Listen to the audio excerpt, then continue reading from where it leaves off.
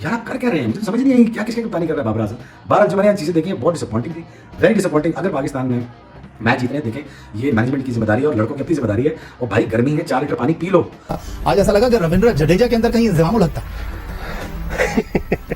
हारिस क्यों पिटा, 3 चौके क्यों लगे? किसी ने जानने की कोशिश करी, किसी ने ये मालूम किया कि भाई उसकी बॉल का पेस कितना था जिस पे पांड्या ने 3 चौके मार दिए? Again but I am saying कि it's really really bad cricket. और अच्छा अल्लाह कितना अच्छा विकेट था लेंथ बॉल के लिए।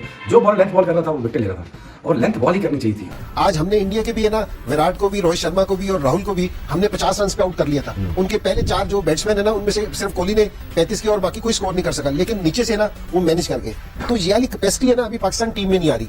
एक बंदा हार्दिक पांड्या, वो पाकिस्तान के गले की हड्डी बन गया और उसने पहले बॉलिंग में पाकिस्तान को नाकाबिले तलाफी नुकसान पहुंचाया। इंडिया ये मैच हार सकता था, लेकिन नियत में खोट, गले में मोच, हाथ में मोच, पैर में मोच, इसलिए इनकी बर्बादी हुई है बाबर 11 की। जिनको मोहल्ले गली मोहल्ले में बच्चे अपने साथ क्रिकेट नहीं खिलाते थे, उनको तू पाकिस्तान टीम में कबाड़ियों की तरह भर के ले गया।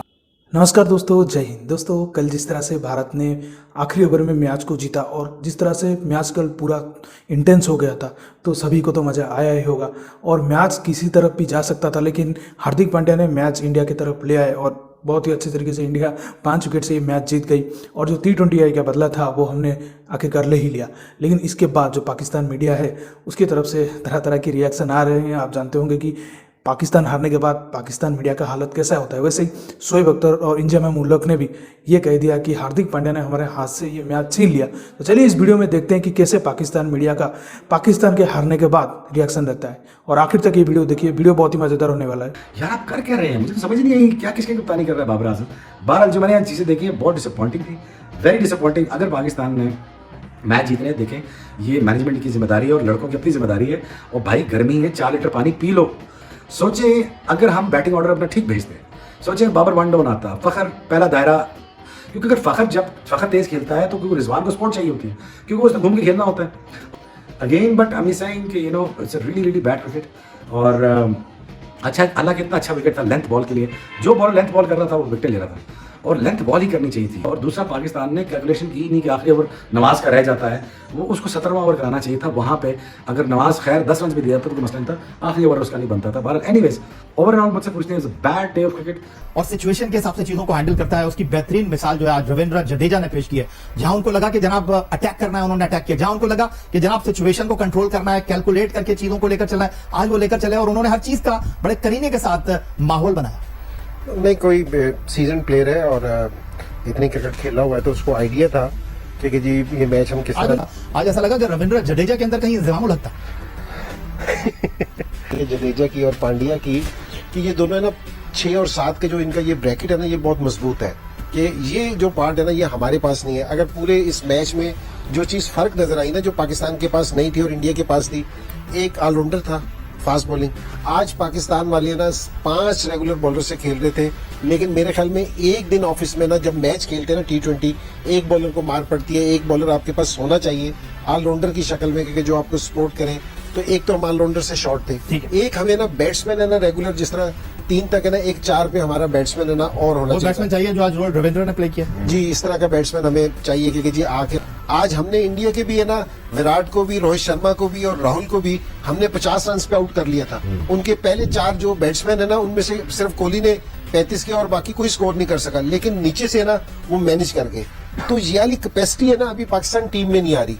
आप सत श्री अकाल, कैसे हैं आप लोग? खैरियत से हैं? फर्स्ट क्लास है यार। पहले स्ट्रीम बनाई थी वो खुद ब खुद ऐसे रोटेट हो गई, तो दोबारा बनाई है और कोई ना कोई हाई जरूर होती है। बहरहाल what a game of cricket that we have. और किस तरह से पाकिस्तान की बॉलिंग ने मैच में लड़ाई की, लेकिन हार्दिक पांड्या जो फ्यूचर इंडियन कैप्टन है, मैं आपको 3-4 महीने से बता रहा हूं कि हार्दिक पांड्या ने इवेंचुअली साल, 1.5 साल, 2 साल के बाद इंडिया की इस फॉर्मेट में कप्तानी संभालनी है। और अगर वो वनडे क्रिकेट खेलना चाहेंगे तो वो वनडे क्रिकेट में भी कप्तानी कर सकते हैं। लेकिन आप चेक क्या करें, आप चेक ये करें कि हम आपको एक हफ्ते से क्या रोना सुना रहे हैं कि नसीम की खबर आएगी। नसीम शाह फिट नहीं था, उसके बावजूद उसकी बॉलिंग और हसन की बॉलिंग, धानी की बॉलिंग और हसन की बॉलिंग, अंधा भी बता देगा कि कौन बेहतर बॉलर था। लानत है इन लोगों पर, इस तरह के टैलेंटेड बॉलर्स को छुपाते हैं ये 130 वाले हसन के लिए। बेशर्मी बेगैरती लगा के रखी है इन लोगों ने, लानत है इनकी शक्लों पर। ये क्रिकेट है, थैंक यू करो हार्दिक पांड्या को, चूमो और आदमी पकड़ पकड़ के गुजरात टाइटन से जो अपना सफर शुरू किया, अनबिलीवेबली वो बता रहा है कि इंडिया की कप्तानी हो या किसी टीम की भी कप्तानी हो, मैं जब खड़ा हो जाता हूं तो मैं चप्पल फाड़ के रन करता हूं, और उसने किसी भी लंगड़े बॉलर को नहीं छोड़ा है आज। जी हाँ भाई वो भी तो लेके गया 10 रन के ऊपर उसने भी तो 10 रन चेस किए ना फी ओवर। किसी मैच इतना आसान नहीं निकाला मैच, उससे हलक से जीत निकाली है पाकिस्तान के बॉलर्स जी के। हाँ। वो लंगड़े अगर बॉलर्स है तो उसमें इनका कसूर नहीं है पांड्या का। जी हाँ रविंद्र जडेजा जो 2010 की मैंने कहानी सुनाई थी ना, हाँ। कि इसको आउट करके सईद अजमल भट्टा बॉलर इतना खुश हो रहा था, 10 साल के बाद उसने निकाला है बदला, और उसने बताया है कि बेटे बल्ला डाल के जीत कैसे निकालते हैं। हारिस क्यों पिटा, 3 चौके क्यों लगे, किसी ने जानने की कोशिश करी, किसी ने ये मालूम किया कि भाई उसकी बॉल का पेस कितना था जिसपे पांड्या ने 3 चौके मार दिए। इंडिया ये मैच हार सकता था, लेकिन नियत में खोट, गले में मोच, हाथ में मोच, पैर में मोच, इसलिए इनकी बर्बादी हुई है बाबर 11 की। हार्दिक पांड्या भी हंस रहा था, लेकिन उस पर मुल्क की जिम्मेदारी थी। आप समझ रहे थे कि वो चूतिया खड़ा हुआ है, वो नहीं जितवाएगा, वो ये अज़म लेके खड़ा था। अगर मुंह से हंसी छीन ली उसने, सोगवार कर दिया कई खानदानों को उसके छक्के चौकों ने, और नवाज को जो पेला है उसने आखिरी ओवर में, वो तो वही पेल सकता था भाई।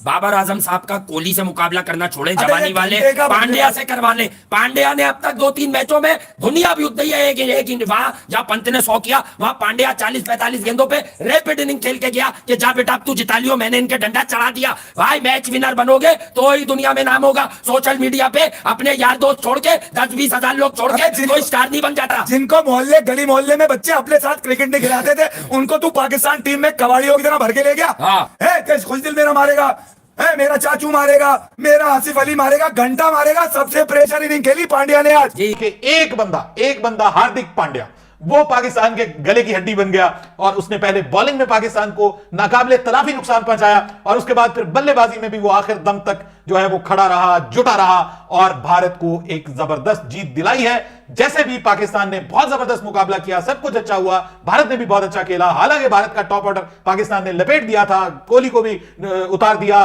रोहित को भी उतार दिया, केएल राहुल भी चले गए, एसके जिनकी बड़ी शोहरत थी, बड़ा ढंडोरा पीटा जा रहा था, उनको भी उतार दिया गया।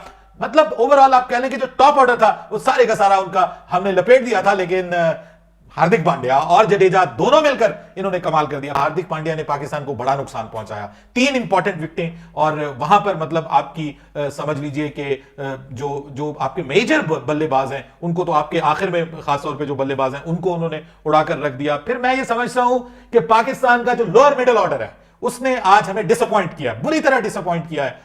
इफ्तिखार ने फिर भी ठीक खेला है, चले वो अपना काम किसी हद तक हिस्सा डाल गया। यार इतने रन ही बना जाते, इतने रन ही बना जाते तो पाकिस्तान 160 प्लस भी कर लेता तो ये मैच पाकिस्तान का होना था। तो मेरे ख्याल में पाकिस्तान ने जजमेंट गलत की है बैटिंग करते हुए, और उन्होंने सोचा कि जी हमें 170 180 जरूर बनाना है। हालांकि उनको अगर वो 160 165 भी कर जाते तो पाकिस्तान ये मैच जीत जाता विद दिस बॉलिंग अटैक। लेकिन यहां पे मैं समझता हूं कि उसने हार्दिक पांड्या ने बहुत जबरदस्त बॉलिंग की है।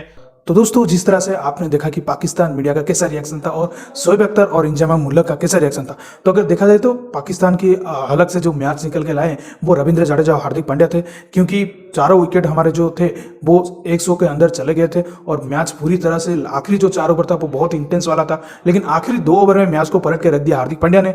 19th ओवर में जो 2 चौके लगाए, और फिर 20th ओवर में जो छक्का लगाए जो तीसरी बॉल में, उस तरह से मैच पूरी तरह से इंडिया की तरफ आ गया। और दाग देनी चाहिए हार्दिक पांड्या को, जिस तरह से उन्होंने अपने ऊपर कॉन्फिडेंस दिखाया, और जब जाडेजा उनको रन के लिए बोले थे तो वो ऐसे जो सारी लायक और कहे कि नहीं मैं संभाल लूंगा। तो हार्दिक पांड्या ने मैच को पूरी तरह से इंडिया की तरफ मोड़ लाया, लेकिन दाग देनी पड़ेगी पाकिस्तान ने भी बहुत अच्छी बॉलिंग की, और उनकी तरफ से भी अटैकिंग जो बॉलिंग देखने को मिली, लेकिन जीत आखिरकार जीत ही होता है, वो 10 विकेट से हो या 5 विकेट से हो या 1 विकेट से हो। तो इंडिया ने भी ये मैच जीत लिया, और बहुत बड़े सुकून से T20 वर्ल्ड कप का बदला हमने ले लिया, और मतलब इसके लिए टीम इंडिया को बहुत ज़्यादा कंग्रेचुलेट भी करना चाहिए। हालांकि अब बैटिंग परफॉर्मेंस हमारी थोड़ी बहुत ये रही, और बॉलिंग भी इतना ज़्यादा मतलब आखिरी ओवर में हमने अच्छा नहीं किया, लेकिन वो सब हम देख लेंगे। लेकिन पाकिस्तान का हार एक तरफ, और ये सब मतलब हमारी नेगेटिव एक तरफ, और पाकिस्तान को हराने में जो खुशी है वो दुनिया में किसी की चीज़ में खुशी नहीं है। तो दोस्तों इस वीडियो में इतना ही। अगर वीडियो अच्छा लगे तो जरूर लाइक कर दीजिए, चैनल को सब्सक्राइब करके ऑल बटन दबा दीजिए, ताकि हमारे लेटेस्ट वीडियोज़ की नोटिफिकेशन आप मिस ना कर सकें। मैं रुकता हूँ जल्दी मिलूंगा एक नई वीडियो के साथ, तब तक के लिए